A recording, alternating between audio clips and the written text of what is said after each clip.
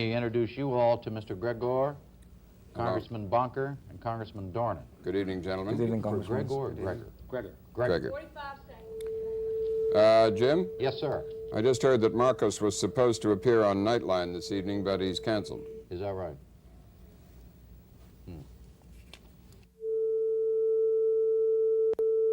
May I introduce you all to Mr. Gregor, Congressman Bonker, and Congressman Dornan. Good evening, gentlemen. Good evening, Congressman. Gregor or Gregor? Gregor. Gregor. 45 seconds. Jim, Yes, sir. I just heard that Marcos was supposed to appear on Nightline this evening, but he's canceled. Is that right?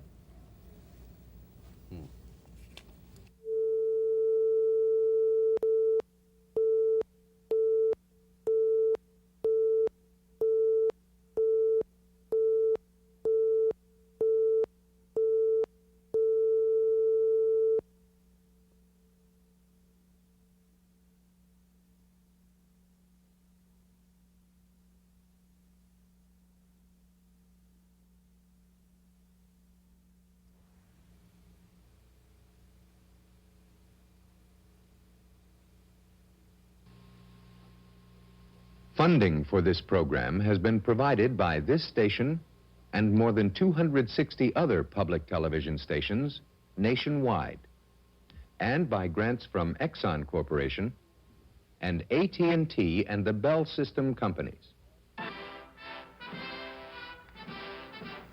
President Reagan rolls out the red carpet for one of America's most controversial allies, President Ferdinand Marcos of the Philippines.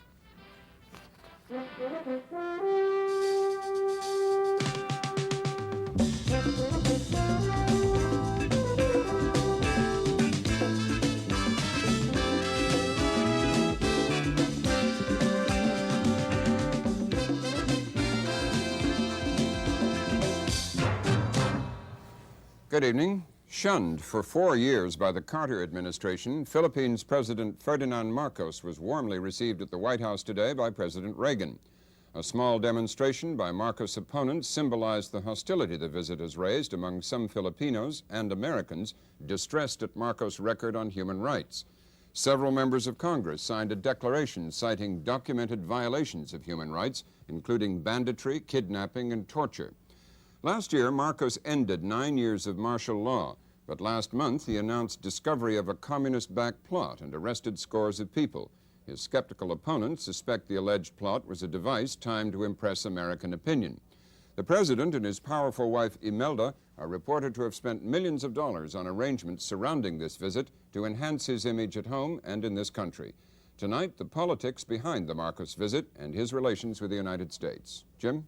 Robin, the Philippines and the United States are bound together politically and economically, but no ties are stronger than those of the military. This has been especially so since the end of World War II, when Philippine guerrillas and U.S. forces defeated the Japanese, revenging Japanese victory there early in the war, particularly on the islands of Bataan and Corregidor. Since then, the U.S. has maintained major Air Force and naval bases in the islands, which are considered vital to U.S. forces in Southeast Asia. While some leftist political groups in the Philippines want those bases closed, President Marcos is committed to their continuance, although he reportedly wants more than the $100 million a year in aid his country now gets from the U.S. in exchange for the bases. A White House official said today an increase in this so-called rent might be in the cards. President Reagan, in his welcoming remarks this morning, clearly had those bases on his mind, when after first praising President Marcos as a respected voice for reason and moderation in international forums, he turned to the military connection. Our security relationship is an essential element in maintaining peace in the region and is so recognized. This relationship, one of several we have in the Western Pacific, threatens no one but contributes to the shield behind which the whole region can develop socially and economically. Mr. President, under your leadership, the Philippines stands as a recognized force for peace and security in Southeast Asia through its bilateral efforts and through its role in ASEAN, which is the focus of our regional policies in Southeast Asia. Mr. President, Mrs. Marcos, the United States deeply values its close friendship and alliance with the Philippines. We seek to use this visit to further strengthen our ties with your country. One of the symbols of opposition to Marcos in this country is former Liberal Party Senator and presidential candidate Benigno Aquino, who spent 7.5 years in solitary confinement in a Philippines prison. He was released after suffering a heart attack in 1980. After medical treatment in the United States, he took a post at Harvard and is now a fellow at the MIT Center for International Studies. Mr. Aquino, President Reagan said, talking to reporters today, that he thought Marcos had made great progress on human rights. What is your view of that? I do not know where the American president got these facts or his impression. Only last month, 1,000 ununiformed policemen, so-called marshals, shot 48 people in the streets of Manila who are alleged kidnappers, muggers, or what have you. There's no more rule of law. They just shoot them. In Samar, they just killed a doctor, Bobby de la Paz, and he was killed by paramilitary forces. They don't bring them to court anymore now in the Philippines. If that's an improvement of human rights, I don't know what it is. How would you characterize the Marcos regime? More repressive than ever, except that now, because he allegedly lifted martial law, he does not want to go through the process of law. They just shoot the people down, especially if they are far from Manila and where the press is not there. What vestiges of democracy are there in your view? Hardly. We don't have a freedom of the press in our country anymore. We have a freedom of the praise. If you praise Marcos, it's okay. If you attack him, you either get fired if you're a journalist, or you get blacklisted. Is his regime threatened? I mean, there is a thriving guerrilla movement in the Philippines, and then there is political opposition. Is his regime threatened? No, I don't believe so. I do believe that I accept there's a guerrilla movement in our country, about 8,000 armed men. There are Muslim secessionists. There are some moderates also who have taken to the hills. But the armed forces of the Philippines, with about 14 or 15% of our budget, is strong enough to contain all of this. And therefore, there is really no internal threat to his government. And we feel that this is one reason why he should ease up and bring back our old democratic processes, which America bequeathed to my country, and one of the greatest legacies of America. Many people believe that Mr. Marcos is aging and feels ill and is grooming his wife, Imelda, to succeed him. Do you believe that? Yes, I do believe that, because the tragedy is, after 17 years of Marcos' rule, nobody grew under the banyan tree. And only Mrs. Marcos, so to speak, now can take over because everybody else has been shunted. And I have no doubt that Mrs. Marcos was brought into the executive committee so that should anything happen to Marcos, she will be the one to keep that party of Marcos together and will be the connection to the transition government. And what kind of government would it be if she was the leader of it? I think we are looking into a Peron of Argentina type. What is the economic situation after all these years of Marcos' rule in the Philippines? That's the tragedy. In my country, if you reduce political rights and you bring up economic prosperity, you might be able to stabilize the government. And for a while, Marcos did that. But today, the economic situation is so bad, all of the Philippine external products are suffering from world recession. Copra, sugar, copper, and the standard of living of the Filipinos has gone down. The real wages of the laborers has really suffered, so that now you have tremendous unrest in the labor sector, and strikes are all over. The debt of the Philippines was only $600 million when Mr. Marcos took over in 1966. Today, it is $18 billion, and we are one of the highest per capita debtor in Asia. And the economic mismanagement, compounded by tremendous corruption of the cronies of Mr. Marcos and his family, has caused this economic crisis. Briefly, what do you think Mr. Marcos hopes to gain by this visit? Well, foreign investment has stopped practically. The international financing agencies, the international bankers are very wary about the situation, considering that you have Argentina and Mexico and Poland. And therefore, hopefully, if President Reagan will give him a pat on the back and will endorse him and say that America is behind him, he may be able to abate or placate the anxiety of international businessmen, especially Americans. I think that's what Mr. Marcos wants from Mr. Reagan, an endorsement so that banks will continue lending him and the international investors will go to the Philippines. Well, thank you. Jim? The Philippine government declined to send a representative tonight. Instead, we have A. James Greger, professor of political science at the University of California at Berkeley, an expert on Asian affairs. He has visited the Philippines several times in the last several years and recently organized a conference on U.S.-Philippine relations. Professor Greger, how would you characterize the way Marcos rules the Philippines? Well, I think the best characterization is the characterization that they employ. That is, the regime is an authoritarian regime, clearly so. It recognizes that its character derogates in terms of human rights those human rights that we identify as essential to the development of a participatory democracy in the American, Anglo-American sense. The difficulties I see with the Marcos regime are the difficulties that almost all of us see. They themselves are sharply critical of the regime. They have not built institutions that appear to be viable, sufficiently viable to ensure the stability and continuity of government in the Philippines. They are working very assiduously at it. I think a great many problems that characterize the Philippine government at this time are problems that are endemic to the Philippines and not exclusive to the Philippines. If you look at Asia, I think of all the countries in Asia, Japan is the only one that has developed effective democratic institutions. Almost all are characterized by emergency regimes of one or another sort, fitfully moving to martial law or special legislation. Do you agree with Senator Aquino that the regime is more repressive than ever? Here again, it's a question of quantification. I'm not sure how we quantify that. I have seen the most recent figures. The most recent figures indicate that there are widespread derogations, widespread by our assessment. What is your definition of a derogation? A derogation of what we would consider to be universally recognized human rights. That is the right of free expression, of association, the right of mobility, the right to organize politically. And he's suggesting the police are killing people.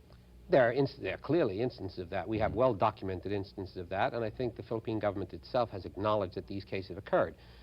To my knowledge, they have, in fact, prosecuted some of the Philippine constabulary for such acts.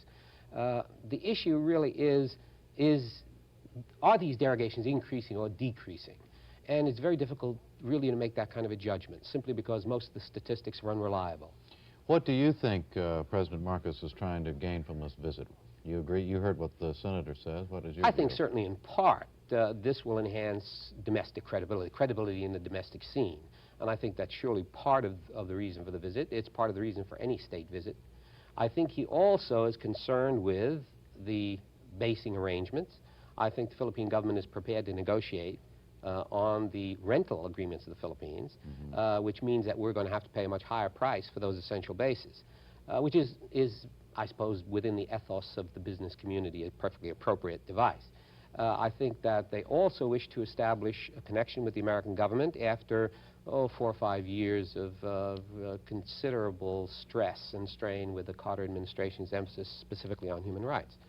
I think the human rights issue is a critical one, and I think the Marcos regime is concerned about it. And the difficulty, I think, largely is it's not a question of decision on the part of the government to either enhance or reduce human rights. The problems of the Philippines are problems characteristic of developing countries, particularly in the Asian context. Finally, let me ask you what your view on the succession. Do you think that Mrs. Marcos is being groomed to be the new president? There's a great deal of evidence that suggests that, particularly the role she plays in the current regime. I think that if an effort is made to afford her that access, she would have to combine with another and broader support base, probably the military.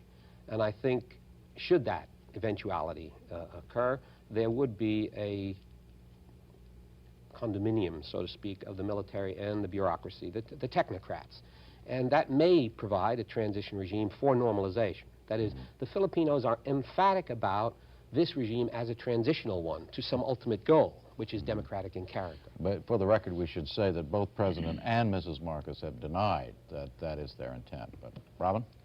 Yes, Mr. Aquino, do you agree that the problems of the Philippines concerning democratic institutions are really shared by most Asian countries, except perhaps Japan? No, I disagree there. I agree with the professor that if you compare us with the other Asian countries, we're not that bad. But you should not compare us with the Asian countries. You should compare us with the United States. We were colonized by America in 1900, and we were given American institutions. We've had elections every 2 years. We have a constitution patterned after America. Before Mr. Marcos, we elected and kicked out of office peacefully through the ballot 4 or 5 presidents. Therefore, we should not be compared to Indonesia or Malaysia that has no democratic tradition. Now, with that tradition gone, which is the greatest legacy of America to us, we say we should get that back. That's the minimum. We should get back the Constitution, the Bill of Rights that were guaranteed. But I agree with the professor. What's your comment on that, Professor Greger, that shouldn't be compared with other Asian countries but with the United States? I think that's a very serious mistake. The fact that one has a political culture shared with the United States does not provide the necessary conditions for democratic institutions. Democratic institutions require a substrata of economic development, broad-based education. Most countries that go through the process of very rapid economic development suffer strains and stresses that advanced industrial countries like ourselves simply do not experience. As a consequence, the simple fact that we share this legacy, which is a priceless legacy, granted, does not suggest that the appropriate comparison is between the Philippines and the United States. The appropriate comparison is with developing countries, particularly those countries in the regional area. And if one focuses on that, one realizes that the Philippine record, comparatively speaking, is not that lacking in luster. Which way you look at it obviously would affect the way the United States regards what goes on in the Philippines and the appropriateness of its warm embrace. What is your comment in that light? Well, the only comment I can say to Professor Gregory is that America has failed in its tutelage. And I say America did not fail. I think the democratic roots are very deep in the Philippines. We have fought with America against the Japanese because we believe in democracy. We're fighting the communists because we believe in democracy. Vietnam does not have any democratic tradition. Indonesia doesn't have a democratic tradition. We are the only Asian country for 70 years that had that democratic tradition. And therefore, I say that the Filipino knows his democracy, knows his Bill of Rights, and we must be judged in that yardstick. And that's exactly how the Americans should judge us. Yeah. Do you want to comment again, Professor Greger? No, the only thing I can say is I wish that those were the circumstances. That is, if we shared a common tradition, we would expect common political outcomes. But it's just simply not the case. There are any number of democratic countries that are invested with democratic institutions that, because of the tensions of development or external or internal threat, have lapsed into a variety of emergency regulations, which in fact do derogate from substantial human rights. Well, thank you. Jim? How the United States should deal with the Marcos regime is the subject of much debate within the Congress here, and no place more within the Congress than the House Foreign Affairs Committee.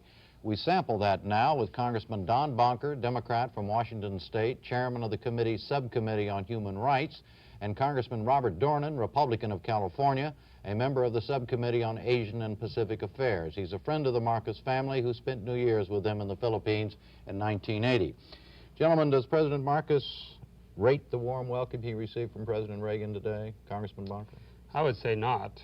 Indeed, President Reagan, instead of raising his glass to toast Marcos, ought to raise some questions about the human rights situation in that country. And according to this administration's own human rights report, there is a consistent pattern of human rights violations. And despite the fact that martial law has been lifted, there is institutionalized repression in that country. It's been widely documented before our committee in several hearings we've had on the human rights situation in the Philippines. I think that we send the wrong message when we lavish this praise upon Marcos, as we did with President Chung of South Korea.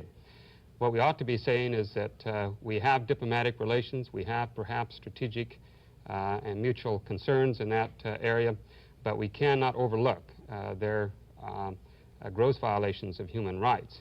And if we don't raise those questions at these state visits, then we make a mockery of our human rights laws, and they're very specific. They're there to advance and promote human rights and to avoid identification with those regimes that engage in human rights violations, as is the case in the Philippines. Congressman Dornan, do you think Mr. Reagan sent the wrong message to President Marcos today? Well, I don't know what's taking place in their private meetings, and I have absolutely no quarrel at all with what Don has just said. I served on the Human Rights Committee for a while with Chairman Bonker, and I think that that committee does great work in the Congress of the United States, and it's important to the world. But, and I don't say this lighthearted, there's a good cop, bad cop relationship here. And Don is playing the role of the harsh representative of our government, sending the right messages to Marcos that we can't stand idly by and look the other way when human rights violations are taking place, and they are. However, Marcos, and we're stuck with these choices all the time, may be the best we can hope for at this point. Look at the Shah of Iran on the lawn of the White House with tear gas wafting across the the South Lawn there, and would anybody trade places with the regime we have now that this very day executed Gopsadek? So I think what takes place in private is very important, and I have enough trust in President Reagan as a humanitarian that he is telling President Marcos in private that the human rights violations must always be of primary importance in the relationship between our two countries, that they have to be going down. And I just hope that he isn't going to go through the Perón scenario of setting his wife, a lovely lady, up as the president of this country. Only thing I saw was a wire story today which quoted a White House spokesman on the record as saying that the presidents did not discuss human rights today in their private conversation. Does that bother you, Congressman Bonker? Well, I think the issues ought to be raised because they're an integral part of U.S. foreign policy. And if the executive branch ignores these policies, then I don't think we're being very consistent with what we attempt to achieve. I don't mind if these matters are discussed in private. I think we can advance the cause of human rights in private deliberations with foreign dignitaries. But if they're ignored altogether, then President Marcos and his party will return to the Philippines and feel like as though we don't attach much importance. We're not willing to lay down the line with respect to human rights violations. Well, let me ask you this, Congressman Dornan. You, as I said in the introduction, you've been back and forth to the Philippines many times. You know the Marcos very well. Are they? What is their reading of how strong the U.S. policy is toward their human rights problem? Well, as the professor says, when a country which appears American in its respect for democracy and has some of the same titles and institutions and uses our Constitution, for Pete's sake, Ho Chi Minh used the American Constitution as a model, and look what that country's fallen into. It is deceiving because here is a country of 48.5 million people, more than 50% of them under 24 years of age, and they've doubled in size since my first visit there in the early 60s, and yet economically they're falling apart with a worldwide recession. If it had anything but an authoritarian government, you would wonder why. And this is a dangerous world, getting every bit more dangerous with each passing year, and our choices are just tough. What we have to do is, through our association with Marcos, try to keep him heading in the right direction in this area of human rights. But my question is, are we in fact doing that as a matter of U.S. policy, do you think? Well, as a congressman, not a member of the administration, I don't want to cop out. It's just I have my faith in the administration. I think I know what they're doing, and I think the private policy works better than Jimmy Carter, whose heart was in the right place, with a public policy which drives governments away from us, and the result always is a more harsh administration there. Well, let me be very specific then. When your conversations with the Marcos family, with President and Mrs. Marcos, or officials of the Philippines many of them that you must know, have you ever said to them, hey, look, friends, if you want to continue to have this thing going well with the United States, you better clean up the human rights aspect of your government? Absolutely. That New Year's that you mentioned, I was there with a delegation of 10 congressmen. We had to fly over Taiwan, where we were supposed to spend New Year's because of the cutoff of relations there, and sort of popped in on them by surprise. All 10 of us expressed over and over to many people in the government who were World War II bona fide heroes. One of them was played by Anthony Quinn in the film Back to Bataan. These were people that had this warm relationship and feeling with the United States, and we emphasize human rights. They all agreed with this. But when we talk about a Muslim problem here, most people do a double take at your screen and say, I thought this was sort of a Spanish-Latin country with a Malay background. Where did the Muslim thing come from? Well, it's the tip of the golden scimitar. It's the extent of Mohammed's furthest reach. And the Moro uprisings there gave birth to the Army Colt 45, so we could knock people down. The fanaticism was so severe. But to Congressman Bonker, finally, you just don't think the United States, and particularly what President Reagan did today, is sending the right message, correct? Well, obviously he is not. And if he fails to send that message, then it's up to us in the Congress to send our own message. And we're being compatible with our foreign policy in which we require of governments that they adhere to internationally recognized human rights. That clearly is not the case in the Philippines. They're not doing that now, in your opinion? According to my opinion, but also to the human rights reports which have been submitted by this administration. I agree with that. It's a positive role his committee plays to keep them in this vice where they know that there's concern in the country. Thank you, Robin. Mr. Aquino, did the Carter policy towards Marcos do any good? Presumably that was a good part of the time that you were imprisoned. Yes, sir. All I can tell you is that when Carter initiated his policy in 1976-77, all of a sudden Mr. Marcos opened the jails and 6,000 people were released. Only about 600 of us remained. And I would like to believe that I am here in America right now in spite of a death sentence because of the Carter policy. I think I got out on the human rights, and Mr. Marcos wanted to improve his track record with Congress when 114 congressmen wrote him that he must improve, and therefore that pressure really worked. Professor Greger, do you believe the Carter policy did any good in the Philippines as regards human rights? It's very doubtful. Again, it's a question of the numbers of people involved, but quite clearly I would like to append this kind of a comment. I've worked with a great many of our representatives in various Asian countries. I don't think that there are representatives of any country that are more sensitive to the human rights issue than our representatives, people in the embassies and consulates throughout Asia. In the Philippines, I know that there's been a systematic review of any complaints that come to the attention of our officials there. Whether there has been a reduction or increment of these kinds of violations of human rights is extremely difficult to say. The overall record of the Carter administration vis-a-vis human rights is deplorable. That is, the net result has been, by and large, nil. I would suggest that a policy of strong government intervention, essentially private exhortations and efforts to reduce these violations through the private media, and allowing the non-governmental agencies like Amnesty International to keep up their pressure is probably the best combination. The United States must have relations with countries that have deplorable human rights records. Well, let's pursue that must-have relations. Congressman Bonker, is this country being held hostage by its need for those bases in the Philippines? I really don't feel that we're being held hostage. I think we have to identify certain national imperatives that go into the formulation of our foreign policy, of which strategic interest is one, and human rights is another. Are those bases as crucial in your mind and your fellow congressmen as they have been in the past? I think they're still crucial. I would support a U.S. presence in the Philippines. I think that's all the more reason why we ought to press Marcos to clean up his domestic act so that we do have compatible interests there. Robin, they're so crucial that I ask any American listening to your show to take a globe, look at South Korea, our base at Osan, and then trace with their finger the whole Asian landmass, pass through Taiwan, imagine that Subic Bay and Clark are gone in the Philippines, and until you come all the way around India to Diego Garcia, a bird rock 2,000 miles from the Middle East, you don't find another American military installation. How do you, Congressman Dorman, how do you reply to former Senator Aquino, who said that he, from his personal point of view and thousands of others, the Carter policy really had some results there? Well, I would take some disagreement with the professor, although there are areas of the world where the results were counterproductive, like Iran, where it's turned into an absolute basket case nightmare with horrible human rights violations.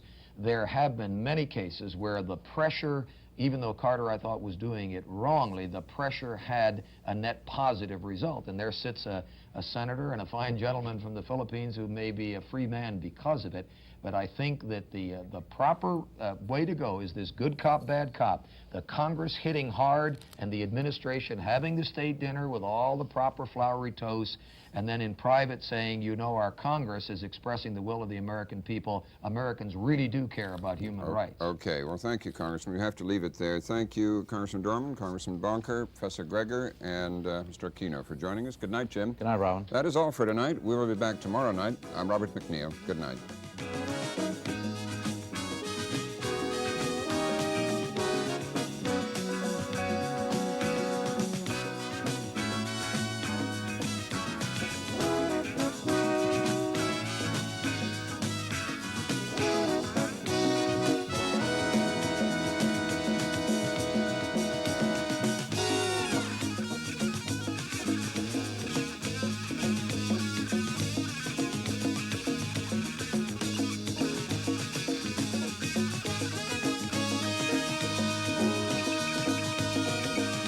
For a transcript, send $2 to the MacNeil-Lehrer Report, Box 345, New York, New York, 10101. The MacNeil-Lehrer Report was produced by WNET and WETA. They are solely responsible for its content. Funding for this program has been provided by this station and other public television stations, and by grants from Exxon Corporation and AT&T and the Bell System Company.